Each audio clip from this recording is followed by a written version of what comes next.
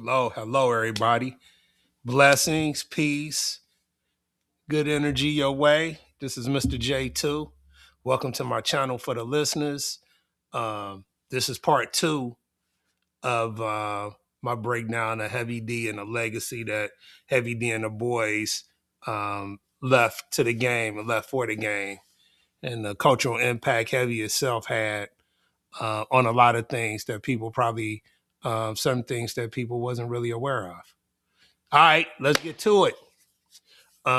So Heavy D and the Boys released how many albums did they release? Living Large, Big Time, Peaceful Journey, Blue Funk, and Nothing But Love.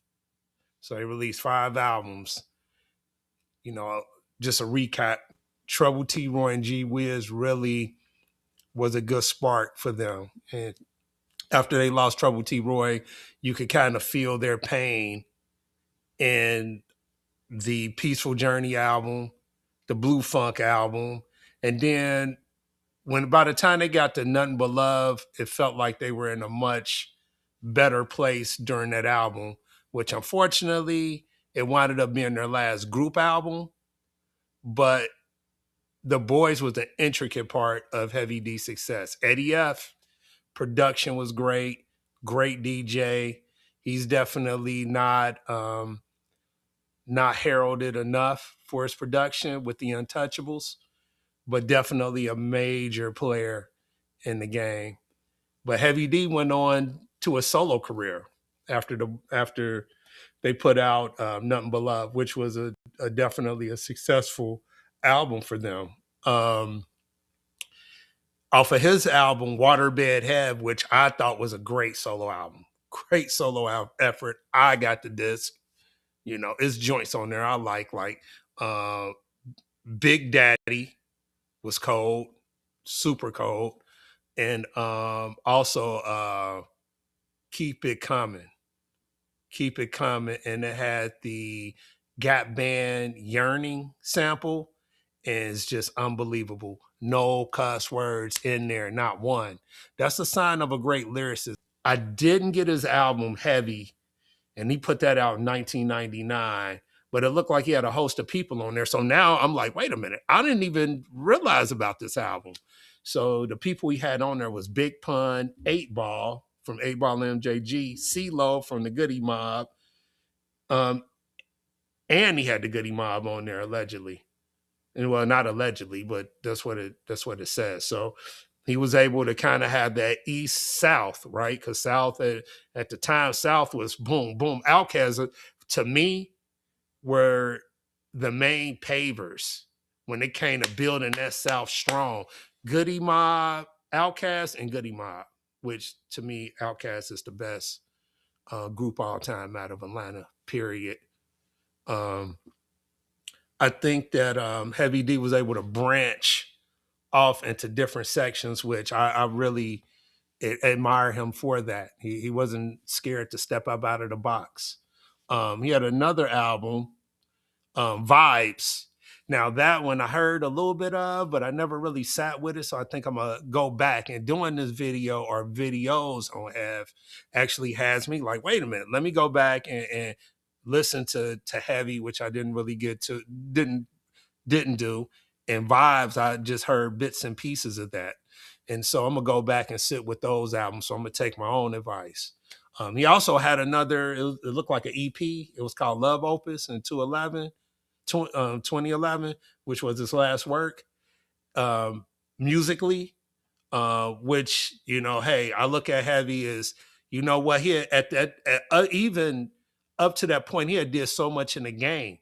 He didn't have to make music no more. He was already well established. He was acting, he was producing, he was doing everything that you want a superstar artist to do. One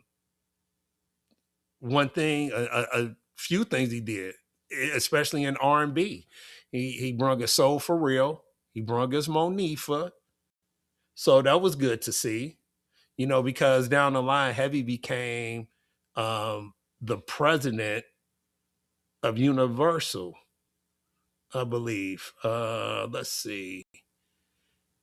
So it looks like Heavy D became president and chief executive of Uptown Records, and we know that's the label that launched his career, um, headed by Andre Harrell. And then he became senior vice president over at Universal Music, which I remember when he did it. I was like, wow, he was a executive, which I thought was tight. Um, like I said, he brung us Soul for Real. He brung us Monifah, which they had their hit Soul for Real's first album. If you haven't listened to it, I suggest that you get that album, or at least like listen to it on iTunes or whatever you got to do. But the name of the album was Candy Rain. I believe that was the name of the whole album. Yep, Candy Rain. And their lead single, Candy Rain, was a smash. And then they did Every Little Thing I Do. Um, that was tight. They had a whole host of songs on there. And I recently never had owned the album, only had bought the singles. So I got all their singles in the crates. Never bought the album. And I winded up, my wife actually winded up getting me the album. I listened to it. I said, oh, wow, what was I thinking of? I should have been listening to this a long time ago. They had another song on that I remembered that was great, but I can't remember it now. But Monifah, she was also good. She had I Miss You. I Miss You was good. Come Back Home. She had two. She had the original version, which was good, but check out the remix with AZ. Banging. I bought that remix on a cassette single as soon as it came out. So that was definitely a smash. I didn't realize that he actually produced the albums after both of their first albums. After Soul for Real's first album, he did the second one. After Monifah's first album, he did the second one. And it just shows you that this guy, he was an executive producer, he was a producer, he was an arranger. I mean, have learned the game, he mastered the game, um, worked with a lot of people in his career, didn't have problems with anybody. That's a sign of a true artist, a true great artist. And those artists always get overlooked. And so I'm just glad to be bringing this up. And maybe somebody watches this video and be like, you know what? This guy talking about Heavy D, I heard of him. He did. We got our own thing. And Somebody for Me featuring I'll Be Sure. You know what? Let me go holler at him and see what's going on. And you go check out his discography and check out what he did. And look at his old videos. Back in the day, videos was our art was our thing. You could see somebody put out a video, boom, boom, boom, and make you like the song. You went out and copped that joint. We didn't have iTunes. You couldn't go download nothing. You had to buy the whole albums. Or if they had a single, you buy the single. So it was definitely a different time. You really had more grind. You had Too Short selling tapes out the trunk of his car. Famous for that, right? And so when I look at Heavy D's just overall just contribution, I'm looking at his other production and songwriting credits. Check this out. Montel Jordan, he got credits on Changing Faces, Total. McGriff, he was on Heavy D's first solo album. He's good. Carl Thomas, Babyface, Jay-Z, Beanie Siegel, Fabulous, Nas, Timberland. He didn't discover them, right? But somehow, some way, he was intricate into whatever sound that they were doing at that time, or whatever song they were on. He was helping out with that. And I'm looking at something, and it says on Apple Music, they have a behind the boards, and they have a collection that specifically highlights his production work with Soul for Real, Monifah, Beanie Siegel, and Nas, and everybody that he worked with. So I found that to be an incredible piece of information, which I had no idea. I just look at Heavy and his impact, and I just want to make a video, or now it's going to be two videos, that highlights what he really meant to rap and even outside of rap, where he worked in different genres. This guy was an executive at one point in time. Uptown Records president, Universal senior vice president, MC, songwriter, producer, actor, entrepreneur. Heavy D did his thing. Um, Heavy D didn't just negotiate for himself. He negotiated for other people. He got people, recognized in a certain way, or certain people looked at when he became an executive. Um, his acting. He was on the Tracy Morgan show. I had no idea. Um, Law and Order, he was on there. He played a character called Supreme. That was a good episode. Called Personal Fouls. And then he had reoccurring roles. It looks like, and I remember I used to watch Rock. He used to reoccurring role on Rock. I think I remember that. Living Single, remember that. Didn't watch Boston Public. Bones, didn't really watch too much of that. Are We There Yet? I may remember seeing him on there. The television show House of Pain. I don't even remember seeing him on House of Pain, and I watched that. For Your Love, I believe For Your Love had Holly Robinson Peete on there. Uh, Martial Law, I don't remember that. And Yes, Dear, I wasn't interested in that show. So he had films. He was in Baps with Halle Berry, Life with Eddie Murphy and Martin Lawrence, The Cider House Rules. I wasn't really interested in that. Big Trouble, nothing that really got my mind. Tower Heist, remember that. Eddie Murphy was in there. So that's 2 Eddie Murphy movies. Step Up, I think that's the Channing Tatum joint where he dancing. And Dallas 362, I don't know what that is. And The Deli, I don't know what that is, but I'm pretty sure if he was in there, he did a good job. And then they say he was in theater work. He was in Lawrence Fishburne's off-Broadway play Riff Raff and received a Drama Desk Award nomination. Then he later on received the NAACP Theater honor for portraying a Vietnam veteran and Medal of Honor, RAG. So I didn't even know that, right? We're all learning some of this. I'm just learning some of this stuff as well. Once again, I'll pull up more information. Janet Jackson remixed to All Right. Remember, he worked with Michael and Janet. He worked with Janet on the remix to All Right. He worked with Michael on Jam. Like, yep, he was good on there. Chris Cross was in the video. I think Macaulay Culkin was in there too. BB King, Keep It Coming, huh? Didn't know that. Quincy Jones and Brandy, Rock With You. I got that. I remember that. The theme music for In Living Color. Yes, when they revamped the music, Heavy D was rapping on there, right? And they had all the colors changing.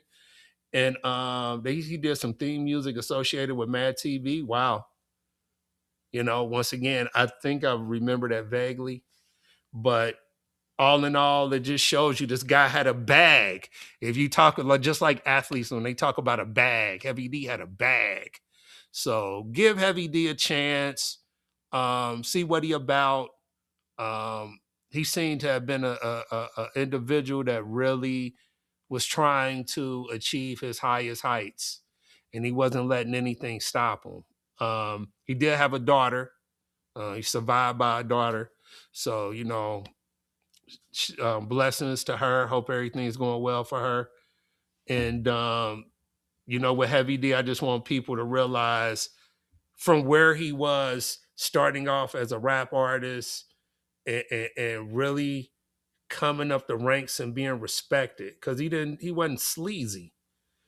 Not to my knowledge. No one has ever said Heavy D was sleazy. So I just want you guys to just take a look into Heavy D, see what he was about. He seemed to be a man of integrity. Like I said, I've listened to Heavy D for forever.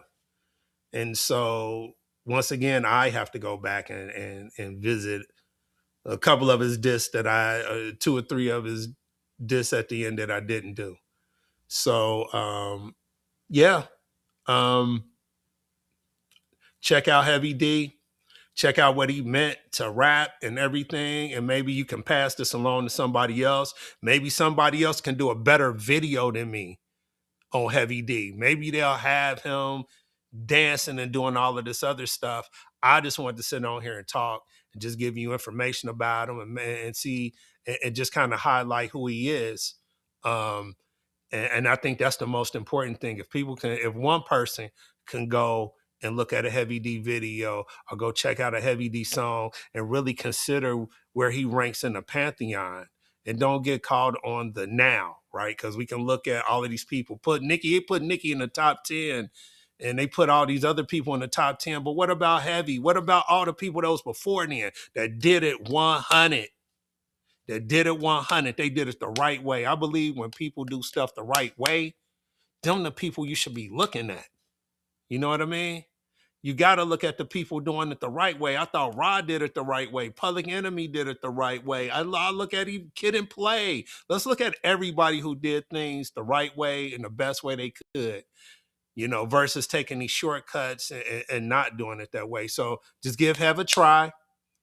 And I just want everybody to just review his work and really take everything in stride. Listen to his music. Look at what he was trying to convey. And maybe one day you will see where I was coming from and why I listened to his music. But I'm not the only one. I have friends who think Heavy D was good. And I think they probably rank people above him now, which is okay. You know, time has moved on, styles has changed, rap has evolved. So is other things that you may gravitate to more of.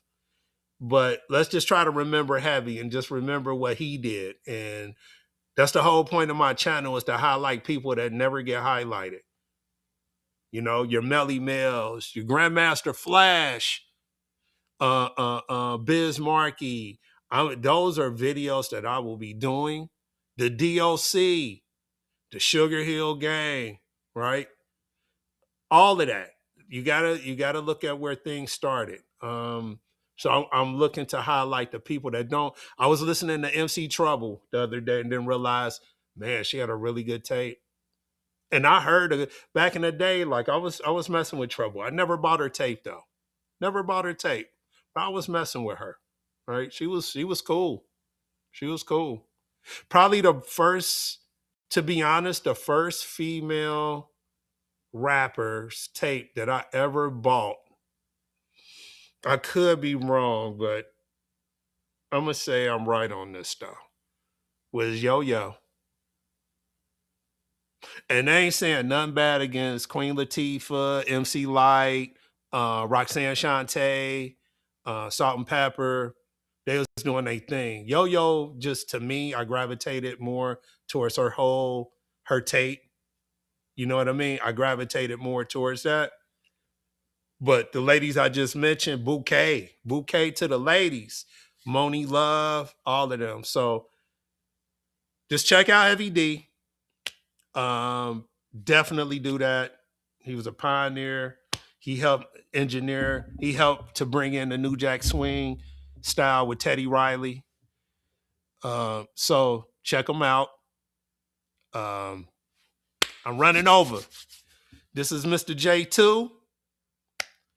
Shout out to my wife, my kids, all my peeps. Shout out to my city.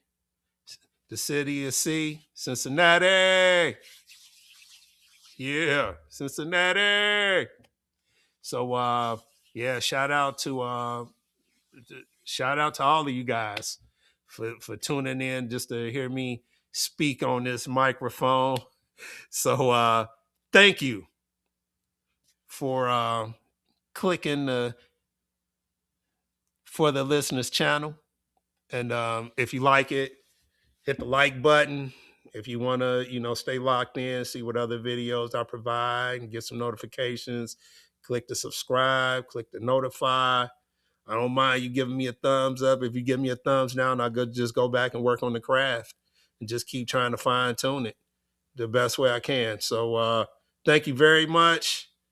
And you guys have a blessed day. And later.